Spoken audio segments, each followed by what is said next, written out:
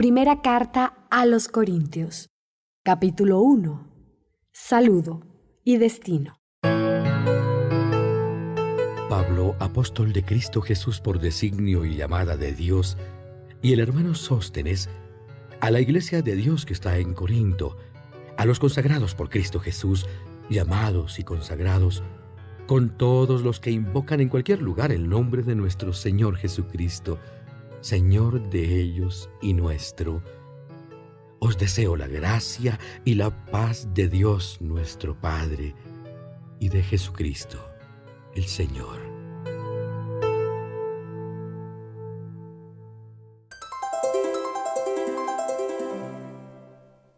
Acción de gracias. No ceso de dar gracias a Dios por la generosidad que ha tenido con vosotros. Por medio de Cristo Jesús os ha enriquecido en todo, en el saber y en el hablar, de tal manera que el testimonio de Cristo se ha consolidado en vosotros. De este modo no carecéis de ningún carisma, mientras esperáis la manifestación de nuestro Señor Jesucristo. Él los mantendrá firmes hasta el fin, para que nadie os pueda reprochar nada el día de la venida de nuestro Señor Jesucristo. Dios es fiel, y Él os ha llamado a vivir en unión con su Hijo Jesucristo, nuestro Señor.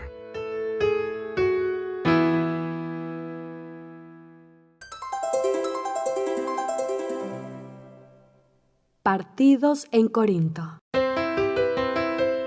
Hermanos, por el nombre de nuestro Señor Jesucristo, os ruego que os pongáis de acuerdo y que no haya divisiones entre vosotros, sino que conservéis la armonía en el pensar y en el sentir. Os digo esto, hermanos míos, porque los de Cloé me han informado que hay discordias entre vosotros. Me refiero a lo que cada uno de vosotros dice: yo soy de Pablo, yo de Apolo, yo de Cefas, yo de Cristo. ¿Está dividido Cristo? ¿Acaso Pablo fue crucificado por vosotros o habéis sido bautizados en su nombre? Doy gracias a Dios de no haber bautizado a ninguno de vosotros, excepto a Crispo y Gayo. Así nadie puede decir que fuisteis bautizados en mi nombre. También bauticé a la familia de Esteban. No recuerdo haber bautizado a nadie más, pues Cristo no me mandó a bautizar, sino a evangelizar. Y estoy sin alardes literarios, para que no se desvirtúe la cruz de Cristo.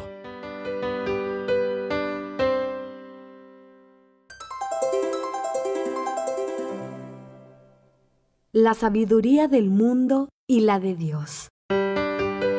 Porque el lenguaje de la cruz es una locura para los que se pierden, pero para nosotros, que nos salvamos, es poder de Dios. Pues dice la Escritura: inutilizaré la sabiduría de los sabios y anularé la inteligencia de los inteligentes. ¿Dónde está el sabio?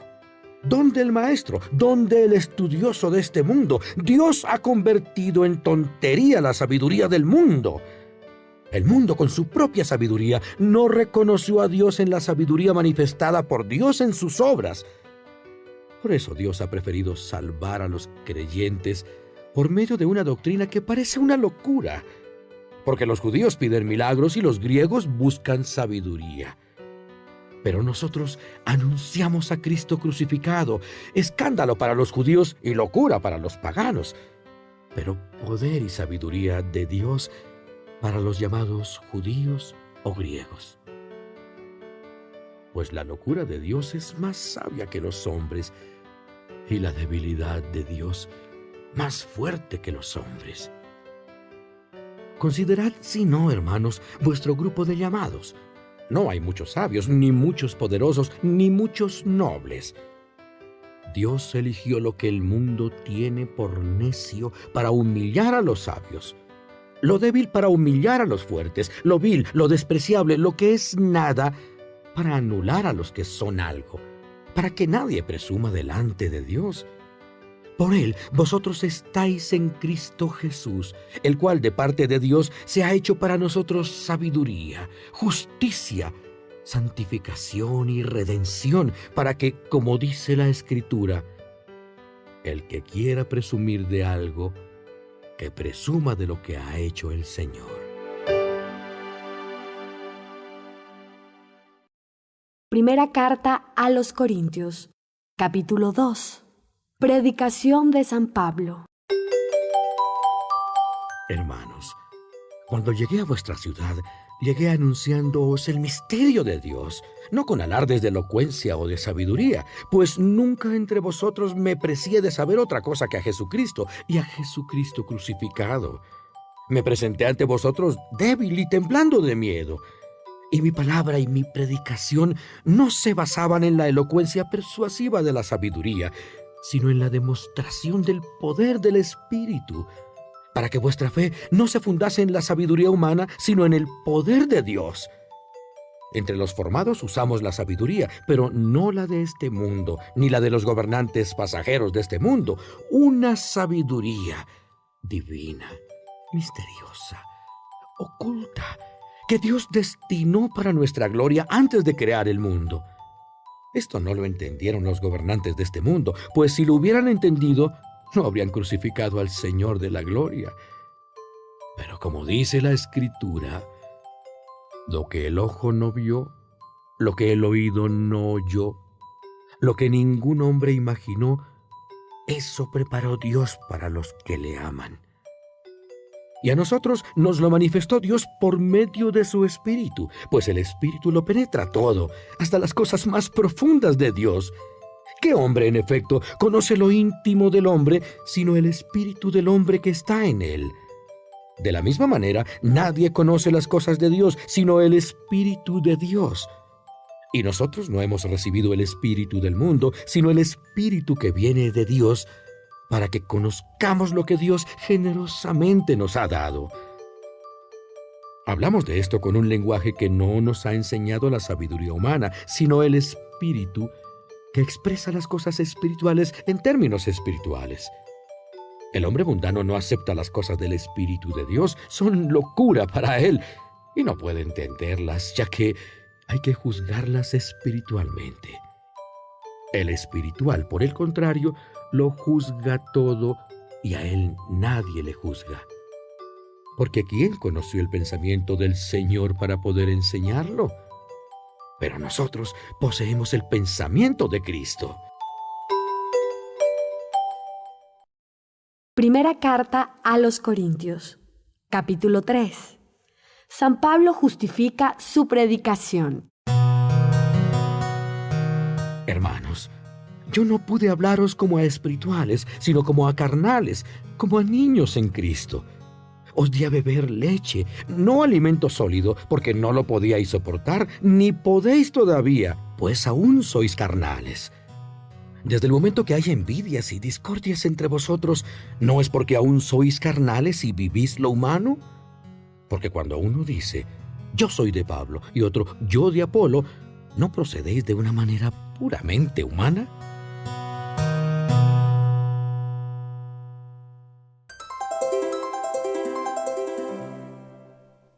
Dignidad y obligaciones de los predicadores. Pues, ¿qué es Apolo y qué es Pablo? Simples servidores, por medio de los cuales habéis abrazado la fe según la medida que Dios ha repartido a cada uno. Yo planté y Apolo regó, pero quien hizo crecer fue Dios. Nada son ni el que planta ni el que riega, sino Dios que hace crecer. El que planta y el que riega son lo mismo, y cada uno recibirá la recompensa según su trabajo. Nosotros somos colaboradores de Dios. Vosotros, labrantío de Dios, edificio de Dios. Según el don que Dios me ha concedido, yo puse los cimientos como buen arquitecto, y otro construye el edificio. Que cada uno mire cómo construye, porque nadie puede poner otro fundamento que el que está ya puesto, que es Jesucristo. Sobre este fundamento uno puede construir con oro, plata, piedras preciosas, maderas, caña y paja. El trabajo de cada uno aparecerá claro el día del juicio, porque ese día se manifestará con fuego, y el fuego probará la obra de cada uno. Si la obra resiste la prueba del fuego, recibirá el premio. Si se consume, lo perderá todo, aunque él se salvará, pero como el que escapa del fuego. ¿No sabéis que sois templos de Dios y que el Espíritu de Dios habita en vosotros? Si alguno destruye el templo de Dios, Dios lo destruirá a él.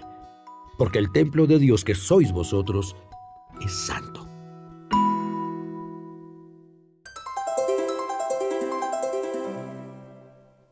Verdadera sabiduría.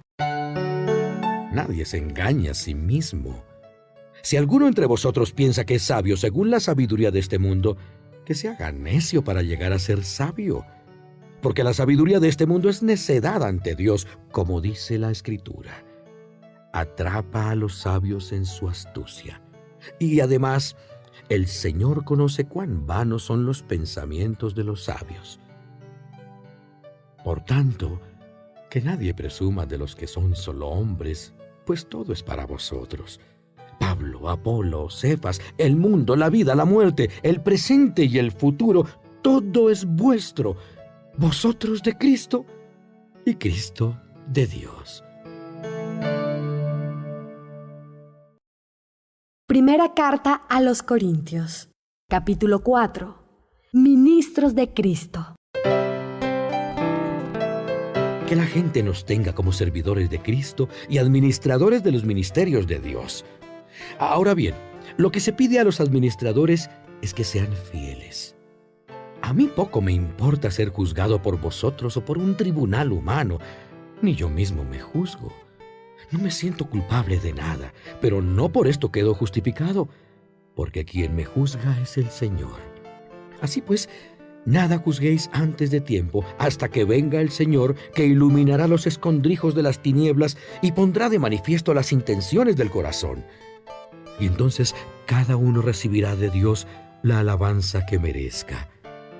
Hermanos, me he aplicado esto a mí y a Apolo para que aprendáis a no ir más allá de lo que está escrito, a fin de que nadie se apasione por uno con detrimento para el otro. Pues ¿quién te hace a ti superior? ¿Y qué tienes que no hayas recibido? Y si lo has recibido, ¿por qué presumes como si no lo hubieras recibido? Ya estáis satisfechos, ya sois ricos, habéis llegado a reinar sin nosotros. Ojalá reinases de verdad para que reinásemos con vosotros. Pues creo que Dios nos ha presentado a nosotros, los apóstoles, como lo último, como condenados a muerte, porque hemos llegado a ser el espectáculo del mundo, de los ángeles y de los hombres. Nosotros tontos por Cristo, vosotros sabios en Cristo, nosotros débiles, vosotros fuertes, vosotros honrados, nosotros despreciados. Hasta ahora padecemos hambre, sed y falta de ropa. Somos abofeteados, andamos errantes y nos fatigamos trabajando con nuestras propias manos. Nos insultan y bendecimos. Nos persiguen y aguantamos. Nos calumnian y respondemos con bondad. Hemos sido hasta ahora como basura del mundo, como desecho de todos.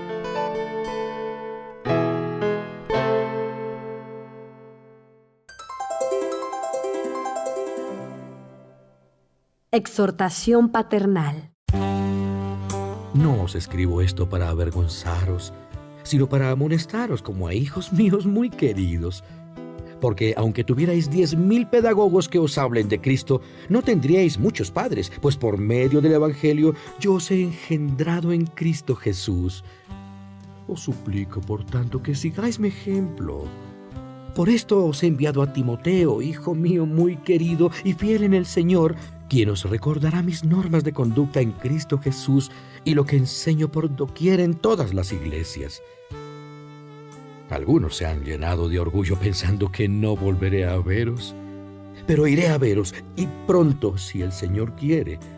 Entonces me enteraré no de la palabrería de estos engreídos, sino de su valor, porque el reino de Dios no consiste en la palabrería, sino en la virtud. ¿Qué queréis? ¿Que vaya con la vara o con amor y con ternura?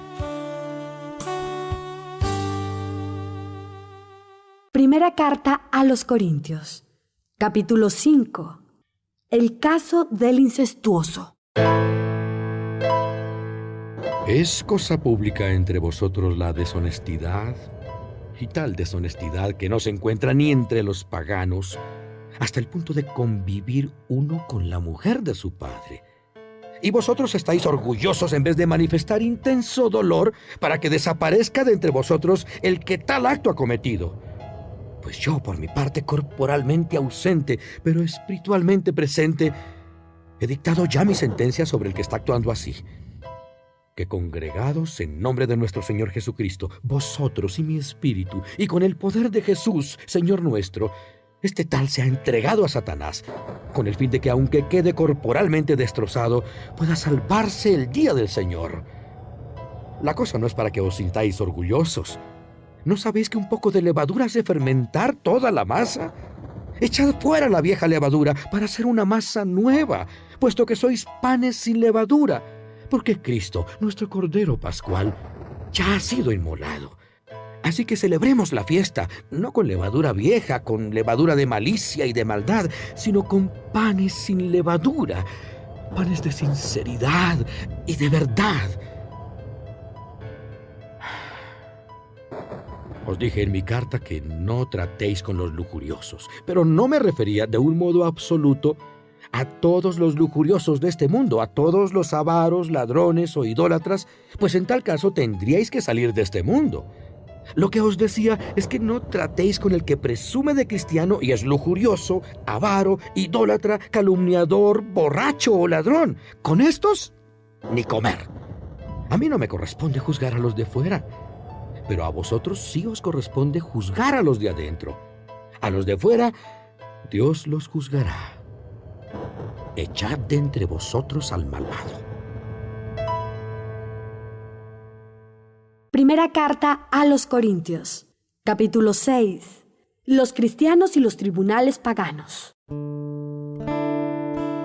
Cuando tenéis un pleito con otro, ¿por qué lleváis el asunto a un tribunal pagano y no lo resolvéis entre los creyentes?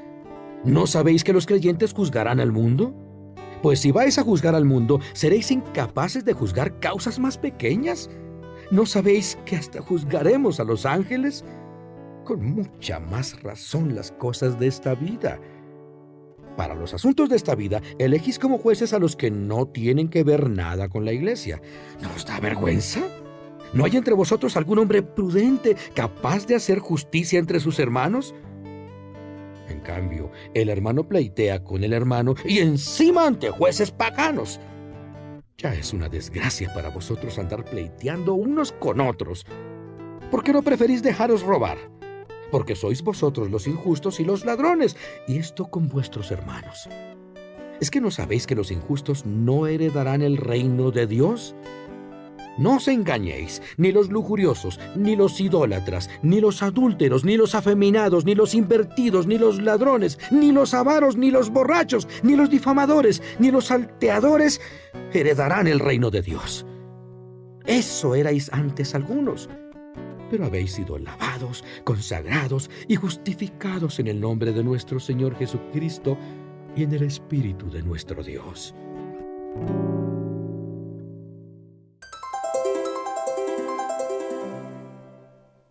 Malicia de la deshonestidad. Dicen por ahí, todo me está permitido, pero no todo es conveniente. Todo me está permitido, pero no me haré esclavo de nada. Los manjares para el estómago y el estómago para los manjares, pero Dios exterminará ambas cosas. El cuerpo no es para la lujuria, sino para el Señor, y el Señor para el cuerpo. Dios resucitó al Señor y nos resucitará también a nosotros con su poder. ¿No sabéis que vuestros cuerpos son miembros de Cristo? ¿Y voy yo a usar los miembros de Cristo para hacerlos miembros de una prostituta? ¡Jamás! ¿No sabéis que quien se une a una prostituta se hace un solo cuerpo con ella? Pues como dice la Escritura, los dos serán una sola carne. Pero el que se une al Señor es un solo espíritu con Él. Huid de la lujuria. Cualquier otro pecado cometido por el hombre queda fuera del cuerpo, pero el pecado de lujuria daña al propio cuerpo. ¿No sabéis que vuestro cuerpo es templo del Espíritu Santo que habita en vosotros y que habéis recibido de Dios? Ya no os pertenecéis a vosotros mismos, habéis sido comprados a gran precio. Glorificad, pues, a Dios en vuestro cuerpo. Primera carta a los Corintios, Capítulo 7. Matrimonio y virginidad. Sobre lo que me habéis escrito, os digo lo siguiente. Está bien renunciar al matrimonio, pero para evitar la lujuria, que cada uno tenga su mujer y cada mujer su marido. Tanto el marido como la mujer deben cumplir la obligación conyugal. La mujer no es dueña de su cuerpo, sino el marido. Igualmente el marido no es dueño de su cuerpo, sino la mujer. No os neguéis el uno al otro esa obligación, a no ser de común acuerdo y por cierto tiempo para dedicaros a la oración. Después volved de nuevo a juntaros, para que no os tiente Satanás si no podéis guardar continencia. Esto os lo digo como concesión, no como mandato, pues yo quisiera que todos los hombres fuesen como yo, pero cada uno tiene de Dios su propio don, unos de una manera, otros de otra. A los solteros y a las viudas que se queden como yo. Pero si no pueden guardar continencia, que se casen. Es mejor casarse que consumirse de pasión. A los casados les mando, es decir, no yo, sino el Señor, que la mujer no se separe del marido. Y si se separa, que no se case o que se reconcilie con su marido. Y que el marido no se divorcie de la mujer.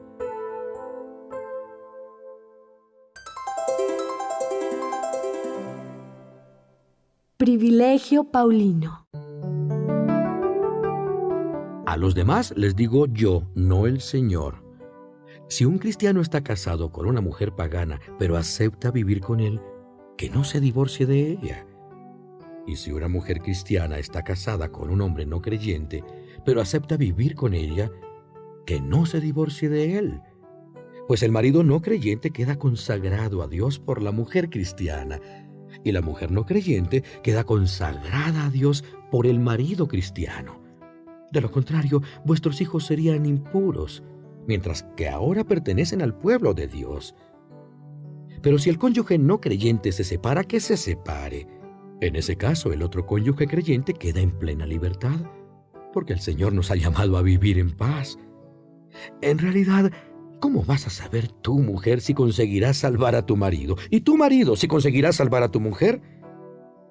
Que cada uno permanezca en la condición que Dios le ha asignado, la que tenía cuando fue llamado. Así lo dispongo en todas las iglesias. Si uno fue llamado estando circuncidado, que no intente aparecer como no circuncidado.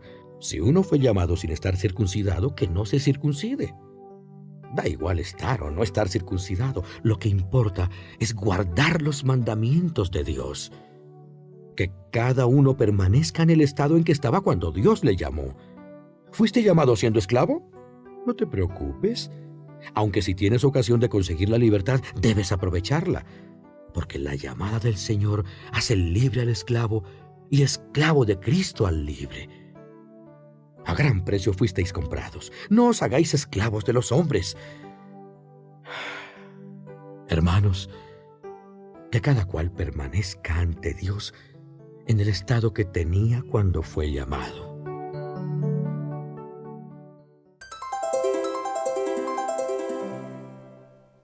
La virginidad es más excelente que el matrimonio. Acerca de los solteros, no tengo ningún precepto del Señor, pero doy mi opinión particular como quien es digno de crédito por la misericordia del Señor.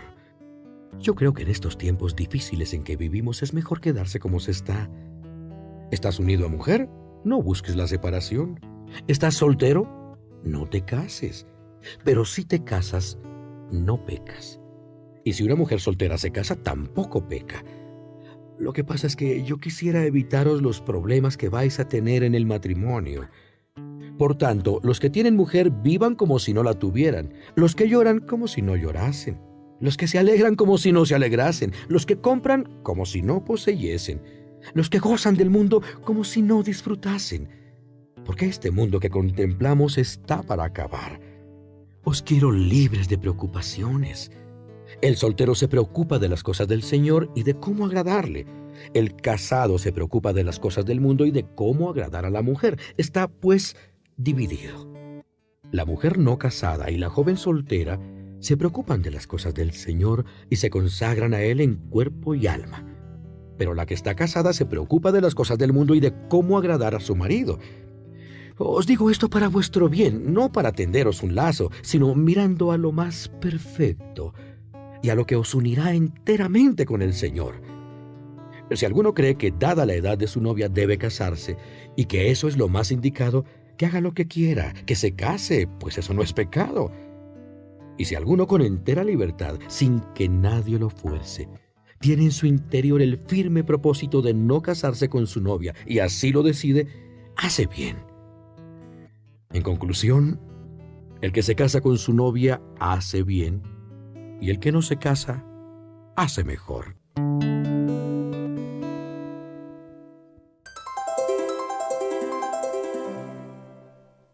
Licitud de las segundas nupcias.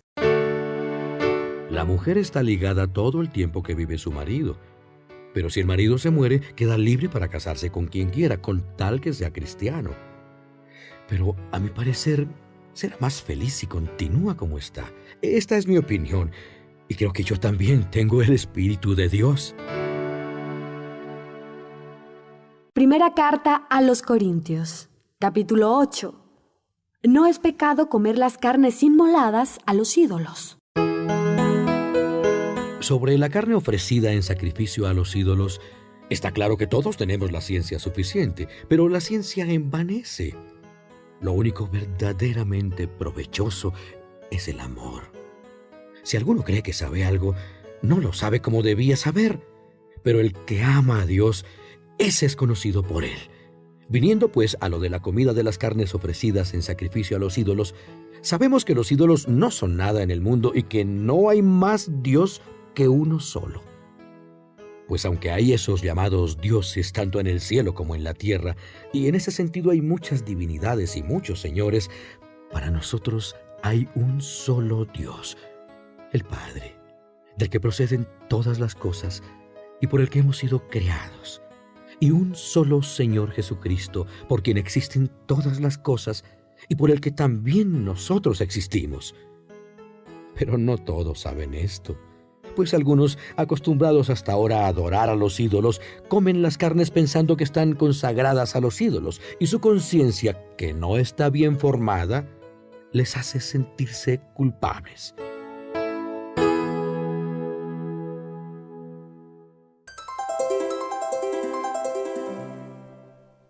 Pero hay que evitar el escándalo. No es la comida la que nos acerca a Dios. Por comer o por no comer no somos ni menos ni más. Pero procurad que vuestra libertad no sirva de escándalo a los débiles en la fe. Si tú que tienes conocimiento claro de todo esto, te sientas a comer carne ofrecida en sacrificio a los ídolos, ¿no podrás inducir a que otro con la conciencia insegura se decida también a comer esa carne? Así tú, con tu conocimiento claro, has echado a perder a ese hermano poco formado todavía, por el que Cristo murió. De este modo pecáis contra los hermanos al hacer daño a su conciencia aún no formada y contra el mismo Cristo. Por tanto, si una comida escandaliza a mi hermano, jamás comeré carne para no escandalizarle. Primera carta a los Corintios, capítulo 9. El ejemplo de San Pablo. ¿No soy libre? ¿No soy apóstol? ¿Es que no he visto a Jesús, Señor nuestro? ¿No sois vosotros mi obra en el Señor? Si para otros no soy apóstol, para vosotros ciertamente lo soy. Pues vosotros sois en el Señor el sello de mi apostolado. Esta es mi respuesta a los que me critican. ¿Es que no tenemos derecho a comer y a beber? ¿No tengo derecho a llevar conmigo una mujer cristiana como los demás apóstoles, los hermanos del Señor y hasta el mismo Pedro? ¿O es que solo Bernabé y yo tenemos obligación de trabajar? ¿Cuándo se ha visto que un militar haga la guerra a sus expensas? ¿Quién planta una viña y no come de su fruto? ¿Quién apacienta un rebaño y no toma leche del rebaño? ¿Hablo solo con criterio humano o lo dice también la ley? Porque en la ley de Moisés está escrito: no pondrás bozal al buey que trilla. ¿Es que Dios se preocupa de los bueyes? ¿O lo dice evidentemente por nosotros? Sí, se dice por nosotros, porque tanto el que labra la tierra como el que trilla el grano lo hacen con la esperanza de recibir parte de la cosecha. Si sembramos en vosotros bienes espirituales, ¿es mucho que recojamos bienes materiales? Si otros usan este derecho con vosotros, ¿por qué y con más razón no podemos usarlo nosotros? Pero no hemos usado este derecho y lo hemos soportado todo para no poner obstáculo alguno al Evangelio de Cristo. ¿No sabéis que los que ejercen funciones sagradas viven del templo y los que sirven al altar del altar participan? Así también el Señor ordenó a los que anuncian el Evangelio que vivan del Evangelio. Pero yo no he hecho uso de ninguno de estos derechos. Y no escribo esto para reivindicar estos derechos. Prefiero morir antes que verme privado de este glorioso título. Porque si predico el Evangelio, no tengo de qué sentir orgullo. Es mi obligación hacerlo. Pero ay de mí si no evangelizare. Si hiciera esto por propia voluntad, merecería recompensa. Pero si lo hago por mandato, cumplo con una misión que se me ha confiado. ¿Cuál es, pues, mi recompensa? Que predico el Evangelio y lo hago gratuitamente, no haciendo valer mis derechos por la evangelización. Libre de hecho, como estoy de todos, me hago esclavo de todos para ganarlos a todos. Con los judíos me hago judío, con los que están bajo la ley como quien está bajo ella sin estarlo, para ganar a los que están bajo la ley. Con los que están sin ley como quien está sin ella para ganarlos, yo que no estoy sin ley de Dios, sino bajo la ley de Cristo. Con los débiles en la fe me hago débil para ganar a los débiles. Me hago todo para todos, para salvarlos a todos. Todo lo hago por el Evangelio, para participar de sus bienes. ¿No sabéis que los que corren en el estadio todos corren, pero solo uno consigue el premio? Corred de modo que lo conquistéis. Los atletas se privan de muchas cosas y lo hacen para conseguir una corona corruptible. En cambio nosotros, por una incorruptible. Yo no corro sin ton ni son, ni peleo como quien da golpes al aire, sino que me impongo una disciplina y domino mi cuerpo. No sea que después de predicar a los demás, yo quede descalificado.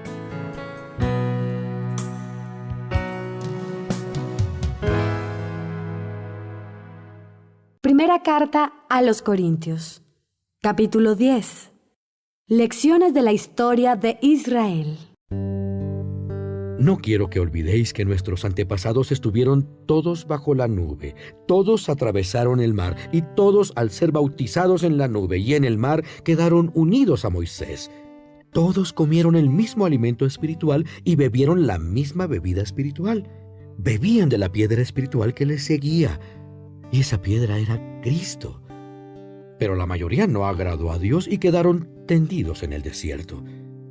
Todo esto sucedió para ejemplo nuestro, para que no codiciemos lo malo como lo codiciaron ellos. No os hagáis idólatras como algunos de ellos, según dice la Escritura.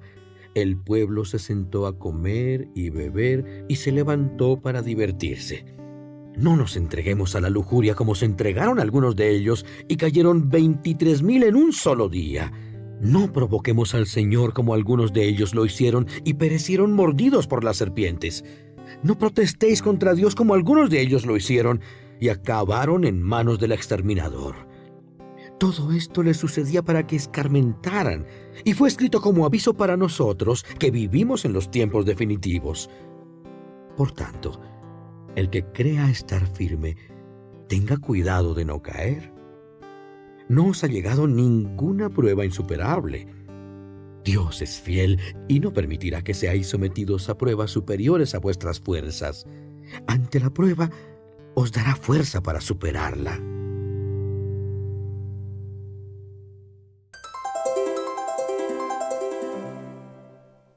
Los cristianos y los banquetes paganos.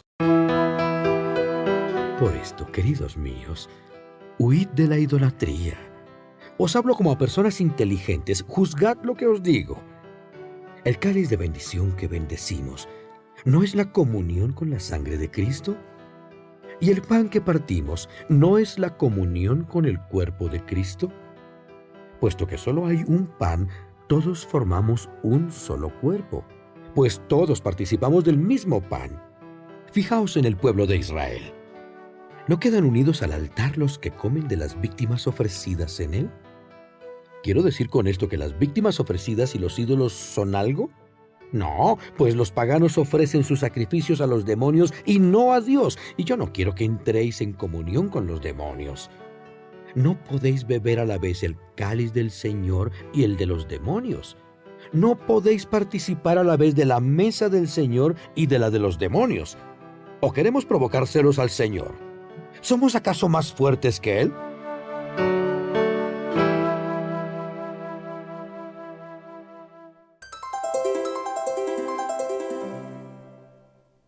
Soluciones prácticas. Siguen insistiendo. Todo está permitido, pero no todo es conveniente. Todo está permitido, pero no todo es provechoso. Que nadie busque su propio interés, sino el de los demás. Comed todo lo que se vende en el mercado sin andar averiguando nada por motivos de conciencia, pues del Señor es la tierra y cuanto la llena. Si algún pagano os invita y queréis ir, comed todo lo que os presente sin más averiguaciones por motivos de conciencia. Pero si alguno os dice, esto ha sido ofrecido a los ídolos, no comáis en atención al que lo dijo y por motivos de conciencia. No de tu conciencia, sino la del otro. Pues, ¿por qué mi libertad ha de ser juzgada por conciencia ajena? Si yo doy gracias a Dios al comerlo, ¿qué razón hay para que me critiquen porque lo coma? Ya comáis, ya bebáis, hagáis lo que hagáis, hacedlo todo para gloria de Dios. No escandalicéis ni a los judíos, ni a los paganos, ni a la iglesia de Dios. Haced en todo como yo, que me esfuerzo en complacer a todos en todo, no buscando mi interés, sino el de los demás, para que se salven. Primera carta a los Corintios, capítulo 11. Seguid mi ejemplo, como yo sigo el de Cristo. El velo de las mujeres. Os felicito porque os acordáis siempre de mí y conserváis las tradiciones tal como os las transmití. Quiero que sepáis que la cabeza de todo hombre es Cristo, que la cabeza de la mujer es el hombre y la cabeza de Cristo, Dios. El hombre que ora o profetiza con la cabeza cubierta deshonra a Cristo, que es su cabeza. Y la mujer que ora o profetiza con la cabeza descubierta deshonra al marido, que es su cabeza, exactamente igual que si se la hubiera rapado. Por tanto, si una mujer no quiere llevar velo, que se corte el pelo al cero. Y si es vergonzoso para una mujer cortarse el pelo o raparse la cabeza, que lleve velo. El hombre no debe cubrirse la cabeza porque es imagen y gloria de Dios, pero la mujer es gloria del hombre. Pues el hombre no procede de la mujer, sino la mujer del hombre. El hombre no fue creado para la mujer, sino la mujer para el hombre. Por esto la mujer debe llevar en la cabeza una señal de sujeción por respeto a los ángeles. Pero entre cristianos debemos reconocer que la mujer depende del hombre y el hombre de la mujer. Porque así como la mujer procede del hombre, así también el hombre nace de la mujer y todo viene de Dios. Juzgad vosotros mismos. ¿Es decente que la mujer ore a Dios con la cabeza descubierta? ¿No os enseña la misma naturaleza que es una vergüenza que el hombre se deje el pelo largo, mientras que para la mujer eso es un orgullo? El pelo largo que tiene le sirve de velo. Pero si alguno quiere discutir este asunto, sepa que nosotros y la Iglesia no tenemos esta costumbre.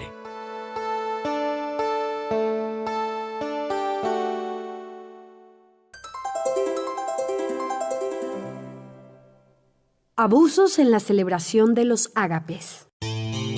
Al daros estos consejos no puedo felicitaros, pues al parecer vuestras reuniones en lugar de haceros bien os hacen daño. En primer lugar, he oído decir que cuando os reunís hay divisiones entre vosotros, y en parte lo creo. Y hasta es conveniente que haya divisiones entre vosotros para que se sepa quiénes son de virtud probada. Cuando os reunís en común, ya no es eso comer la cena del Señor, porque cada cual se adelanta a comer su propia cena, y mientras uno pasa hambre, otro se emborracha. ¿Es que no tenéis vuestra casa para comer y beber? ¿O es que despreciáis a la iglesia y queréis dejar en vergüenza a los que no tienen? ¿Qué os voy a decir? ¿He de felicitaros? En esto no os puedo felicitar.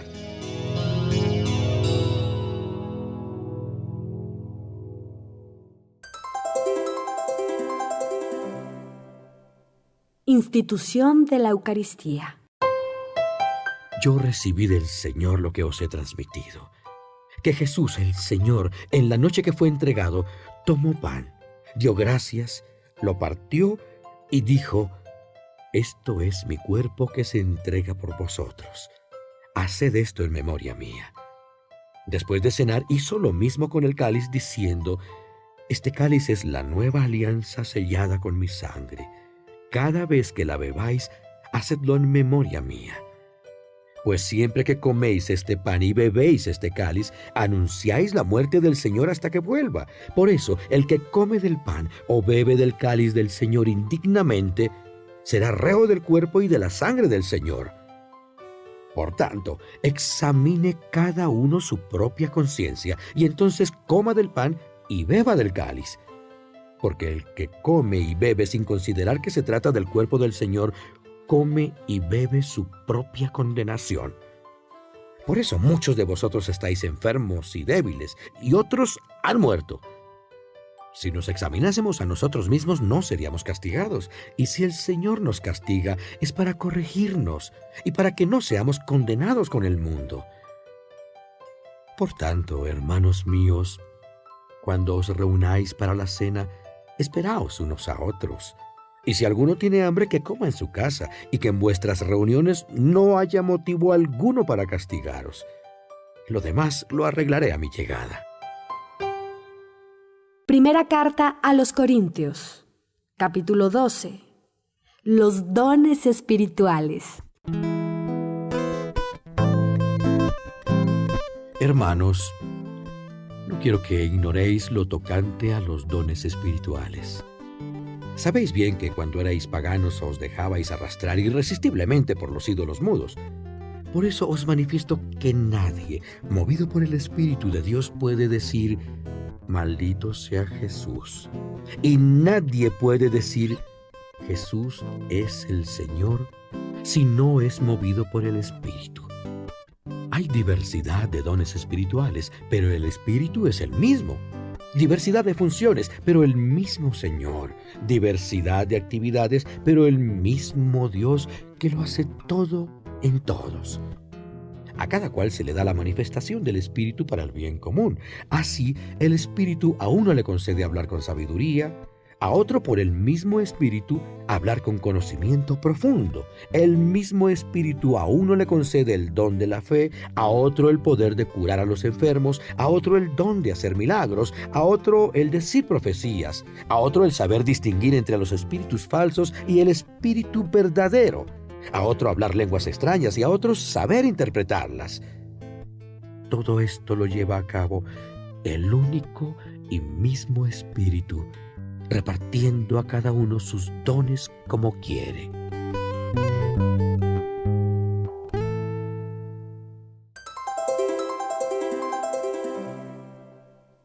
El cuerpo y los miembros.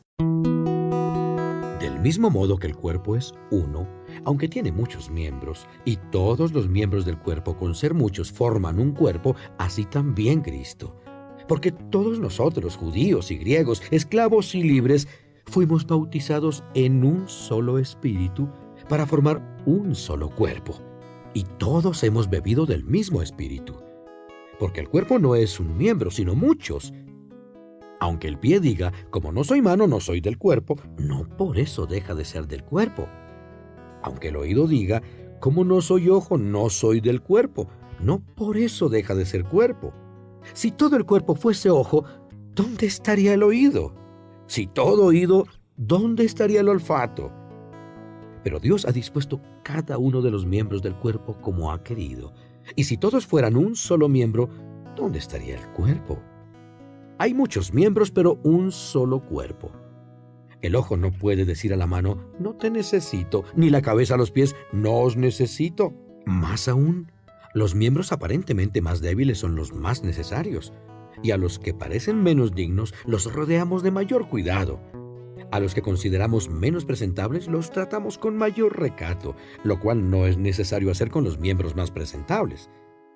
Y es que Dios hizo el cuerpo dando mayor honor a lo menos noble, para evitar divisiones en el cuerpo y para que todos los miembros se preocupen unos de otros. Así, si un miembro sufre, con él sufren todos los miembros. Si un miembro recibe una atención especial, todos los miembros se alegran.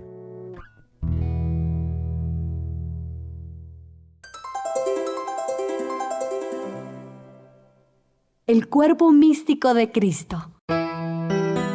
Ahora bien, vosotros sois el cuerpo de Cristo y cada uno por su parte es miembro de ese cuerpo. Y así Dios ha puesto en la iglesia en primer lugar a los apóstoles, en segundo lugar a los profetas, en tercero a los maestros. Luego los que tienen el poder de hacer milagros, después los que tienen el don de curar, de asistir a los necesitados, de gobernar, de hablar lenguas extrañas. ¿Son todos apóstoles? ¿O todos profetas? ¿O todos maestros? ¿Tienen todo el poder de hacer milagros? ¿Tienen todos el don de curar? ¿Hablan todas lenguas? ¿O todos las interpretan? Ambicionad dones más altos. Pero os voy a mostrar un camino que es el mejor.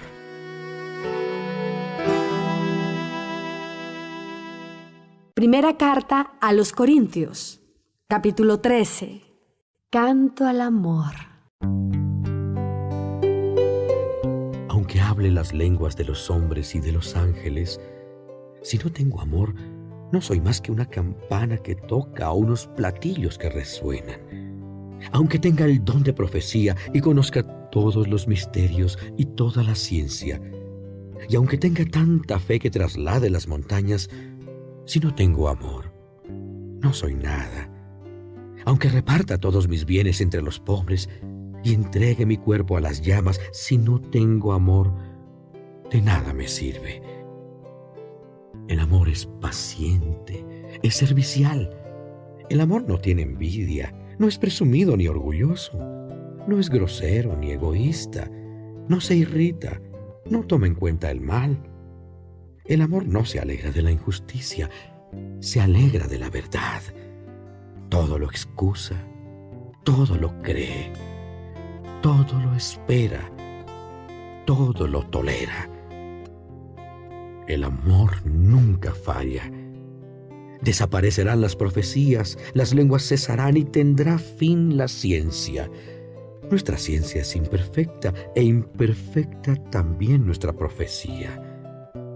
Cuando llegue lo perfecto, desaparecerá lo imperfecto. Cuando yo era niño, hablaba como niño, pensaba como niño, razonaba como niño. Cuando llegué a hombre, desaparecieron las cosas de niño. Ahora vemos como por medio de un espejo, confusamente.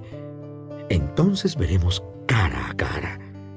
Ahora conozco de una manera imperfecta. Entonces conoceré de la misma manera que Dios me conoce a mí. 3 cosas hay que permanecen: la fe, la esperanza y el amor. Pero la más grande de las 3 es el amor.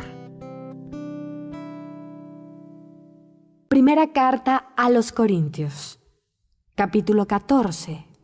El don de profecía, superior al de lenguas.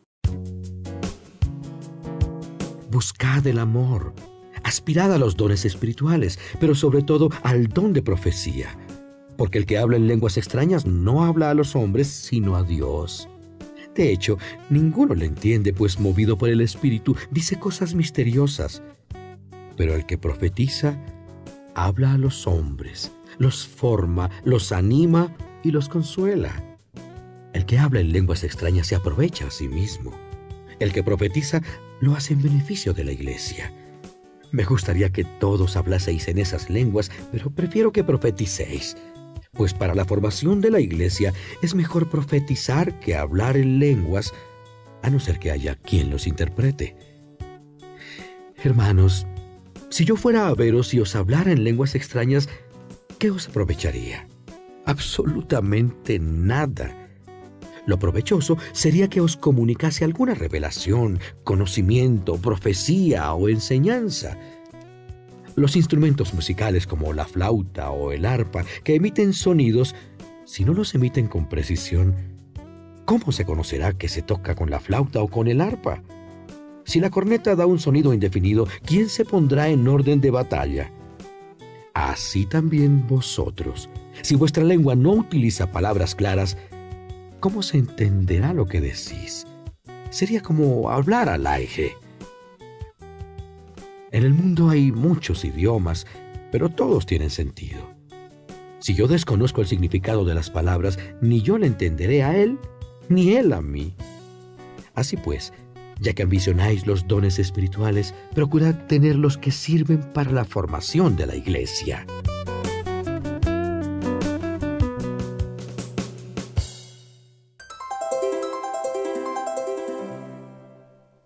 El don de lenguas es incompleto. Por tanto, el que hable en lenguas pida a Dios el don de interpretarlas. Porque si rezo en lenguas, mi espíritu reza, pero mi entendimiento no saca fruto. ¿Qué debo hacer entonces? Debo orar con el espíritu, pero también con el entendimiento. Debo cantar con el espíritu, pero también con el entendimiento.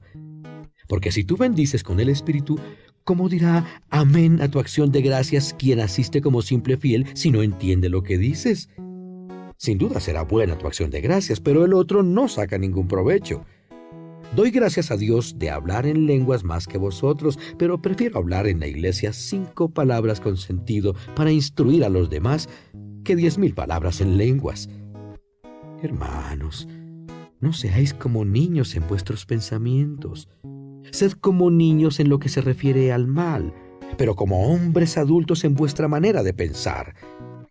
Está escrito en la ley: hablaré a este pueblo en lenguas extrañas y por boca de extranjeros, y ni aun así me escucharán, dice el Señor. Así que las lenguas son una señal, no para los fieles, sino para los paganos. En cambio, la profecía, no para los paganos, sino para los fieles. Supongamos que se reúne toda la iglesia y que todos hablan en lenguas extrañas. Si entra un simple fiel o un incrédulo, ¿no dirán que estáis locos? Pero si todos estáis hablando en nombre de Dios, ese simple fiel o incrédulo por lo que oye a todos puede recapacitar, examinarse a sí mismo y convencerse de su pecado. Quedarán al descubierto sus secretos íntimos y postrado de rodillas, adorará a Dios y proclamará que Dios está verdaderamente entre vosotros.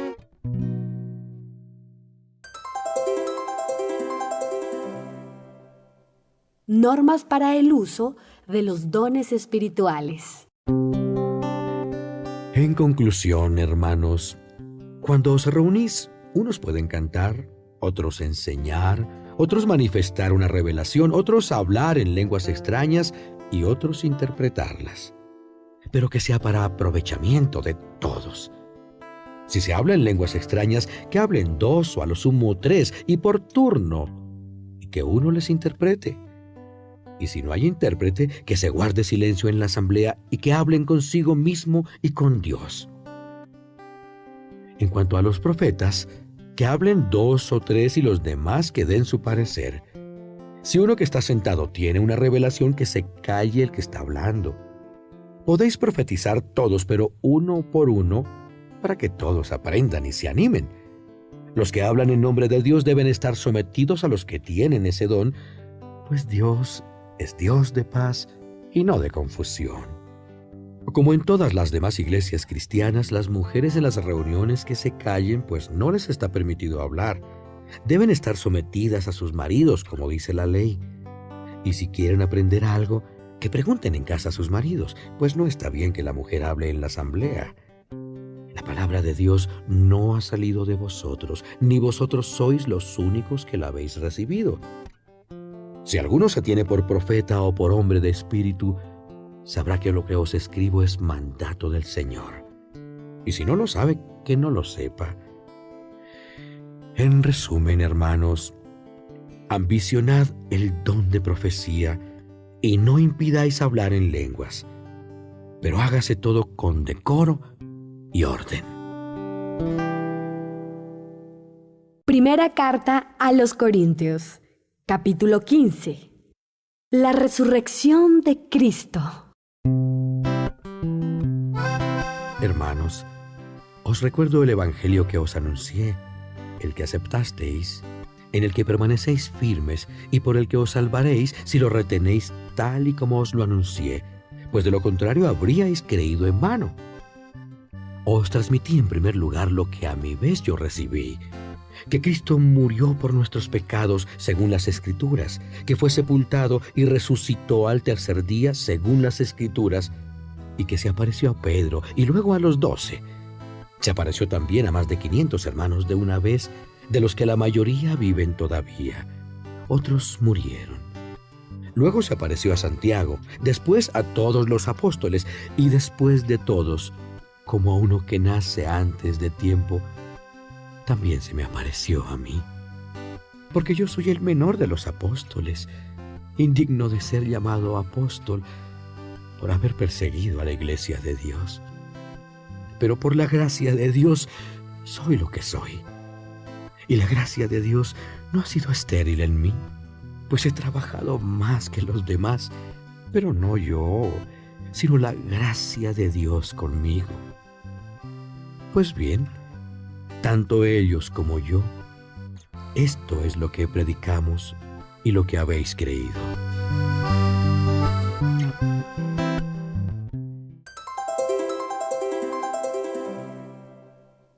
Unión entre la resurrección de Cristo y la nuestra. Ahora bien, si se predica que Cristo ha resucitado de entre los muertos, ¿cómo algunos de vosotros dicen que no hay resurrección de los muertos? Porque si no hay resurrección de los muertos, tampoco Cristo ha resucitado. Y si Cristo no ha resucitado, vana es nuestra predicación y vana nuestra fe. Incluso seríamos falsos testigos de Dios, pues contra Dios testificamos que ha resucitado a Cristo, mientras que no lo ha resucitado si los muertos no resucitan. Porque si los muertos no resucitan, tampoco Cristo ha resucitado. Y si Cristo no ha resucitado, vana es nuestra fe. Todavía estáis en vuestros pecados, y por tanto, los cristianos que han muerto están perdidos. Si lo que esperamos de Cristo es solo para esta vida, somos los hombres más desgraciados.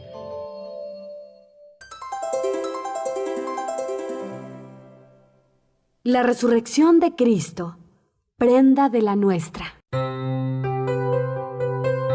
Pero Cristo ha resucitado de entre los muertos como primicias de los que mueren. Porque como por un hombre vino la muerte, así por un hombre la resurrección de los muertos. Y como todos mueren en Adán, así también todos revivirán en Cristo. Pero cada uno por su turno. El primero, Cristo. Luego, cuando Cristo vuelva, los que son de Cristo. Entonces vendrá el fin, cuando Él destruya todo señorío, todo poder y toda fuerza, y entregue el reino a Dios Padre. Pues es necesario que Él reine hasta poner a todos sus enemigos bajo sus pies. El último enemigo en ser destruido será la muerte, porque todo lo puso bajo sus pies. Pero cuando dice que todo le está sometido, está claro que exceptúa a Dios, que fue quien le sometió todas las cosas. Cuando todo le está sometido, entonces también el Hijo se someterá al Padre, que le sometió todo a Él, para que Dios sea todo en todas las cosas.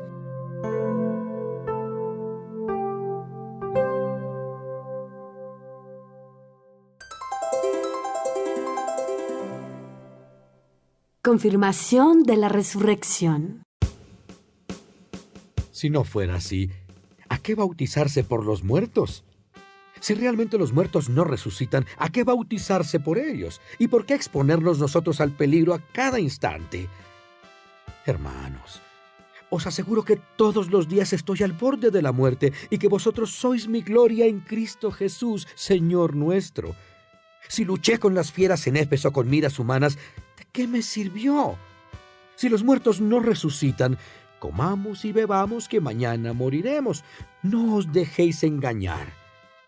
Las malas compañías corrompen las buenas costumbres. Entrad en razón y no pequéis, pues algunos tienen gran ignorancia de Dios. Os lo digo por vergüenza vuestra.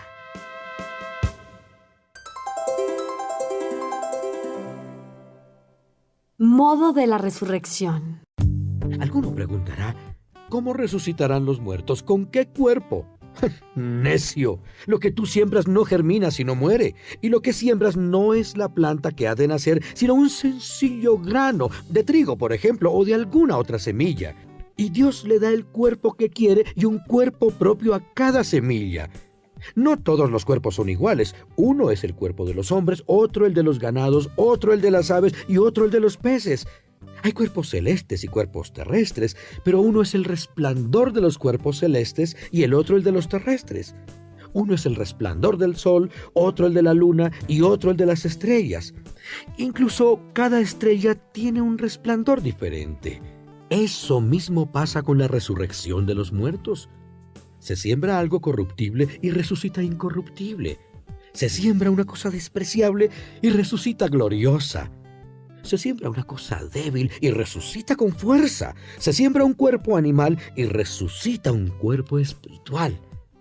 Si hay cuerpo animal, lo hay también espiritual. La Escritura dice, Adán, el primer hombre, fue creado un ser viviente. El último Adán como espíritu que da vida.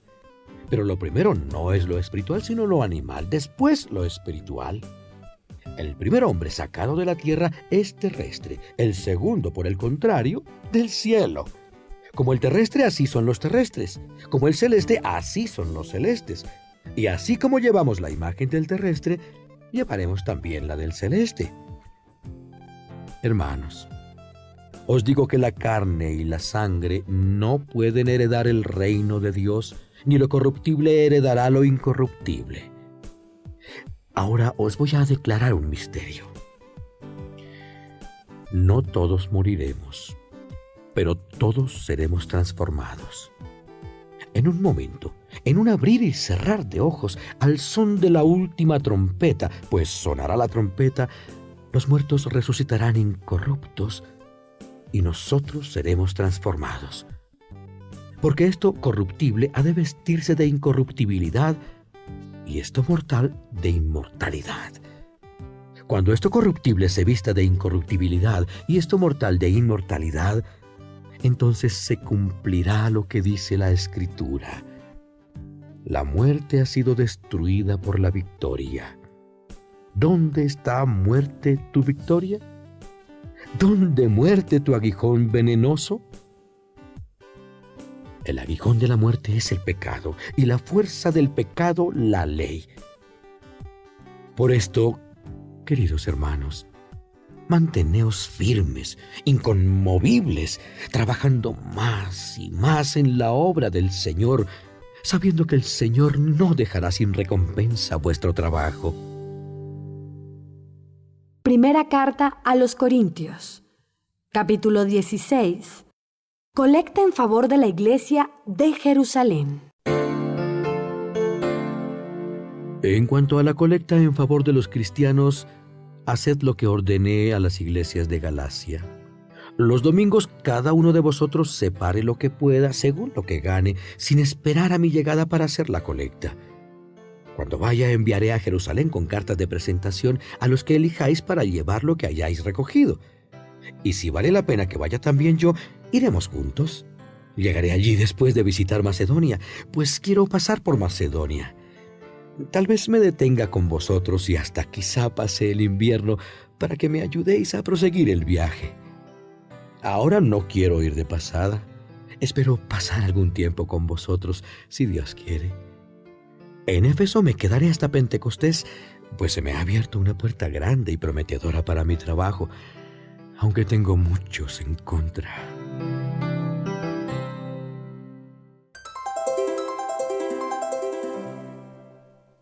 Recomendaciones. Si llega Timoteo, procurad que se sienta a gusto entre vosotros, pues trabaja como yo en la obra del Señor, que nadie le haga de menos.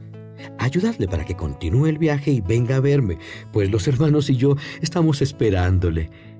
En cuanto al hermano Apolo, le insistí en que fuera con los hermanos a veros, pero ahora no ha querido ir en modo alguno.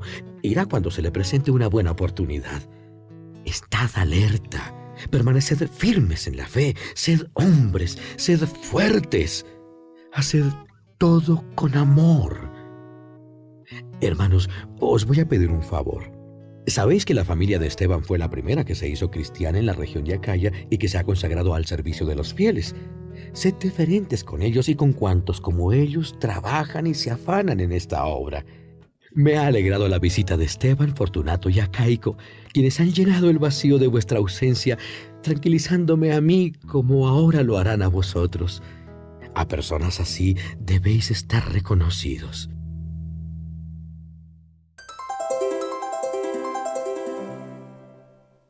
Saludos. Os saludan las iglesias de Asia. Os mandan muchos saludos Áquila y Prisca con la iglesia que se reúne en su casa. Os saludan todos los hermanos. Saludaos unos a otros con el abrazo de la paz. El saludo es de mi mano. Pablo. Maldito sea el que no ama al Señor. Ven, Señor nuestro, que la gracia de Jesús, el Señor, esté con vosotros. Os amo a todos en Cristo Jesús.